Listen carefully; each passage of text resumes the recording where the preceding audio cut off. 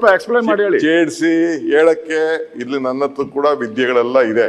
ನಾನು ಅಸಾಧ್ಯರು ಅಸಾಧ್ಯರು ನಮ್ಮ ನಿಮ್ ಗರಡಿಲ್ ಬೆಳಿಲ್ಲ ಅಂತಂದ್ರೆ ನಾನು ಈ ಪರಮೇಶ್ವರ್ ಗರಡಿಲ್ಲ ಬೆಳೆದಿದ್ದೀನಿ. ನಾನು ಸ್ವಲ್ಪ ಇಲ್ಲ RSS ಚಡ್ಡಿ ಹಾಕಿದ್ದೀನಿ ಅಂದ್ರಲ್ಲ ಒಂದ್ಸರಿ. ನಮಸ್ತೆ ಸದಾ ವತ್ಸಲೆ ಮಾತೃಭೂಮಿ ಅಧ್ಯಕ್ಷ ಹಿಂದೂ ಭೂಮಿ ಸುಗಮ್ ವರ್ಧಿತೋಹಂ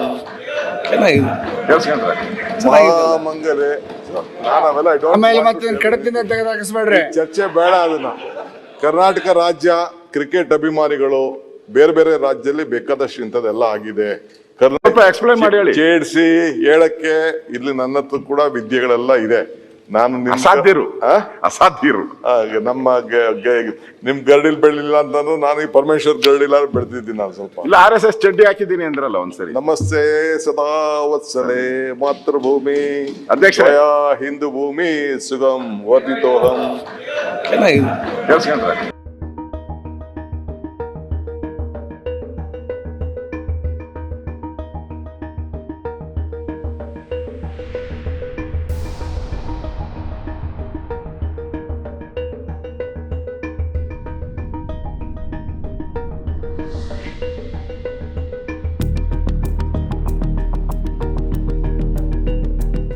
ಅದೊಂದು ಘಟನೆ ಕೆಲವು ನನ್ನ ಸ್ನೇಹಿತರುಗಳಿಗೆಲ್ಲ ಆಶ್ಚರ್ಯ ಆಗ್ಬೋದು.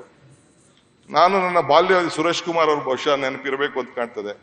ಬಾಲ್ಯದಲ್ಲಿ ರಾಜಾಜಿನಗರದಲ್ಲಿ RSS ನ ವಿಠಲ್ ಶಾಖೆಯಲ್ಲಿ ನಾನಿದ್ದೆ. ಆ ಸಂದರ್ಭದಲ್ಲಿ ವಿಠಲ್ ಶಾಖೆಯಲ್ಲಿ ಒಂದಷ್ಟು ದಿನ ನಾನು ಮಾಡ್ತಿದ್ದಂಥ ಸಂದರ್ಭದಲ್ಲಿ ವಿದ್ಯಾಭ್ಯಾಸ ಮಾಡೋಂಥ ಸಂದರ್ಭದಲ್ಲಿ ನಾನು ಸ್ಟೂಡೆಂಟ್ ಲೀಡರ್ ಆಗಿದ್ದೆ. I am A Born Congress man.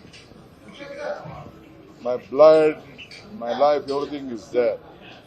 But I have made a research on non-political parties. I have made a big research on non-political parties. I know how RSS is building institutions in Karnataka. I, being a leader, have made research. They are acquiring every schools in every district, taluk quarters, investing a lot of money. They are trying to preach children. So as a leader, I should know who are my opponents and who are my friends. So I just try to know about the RSS, the history of RSS. I know them. Politically, we have a lot of differences. That is a different issue. But BJP also should know that I have gone very deep to them.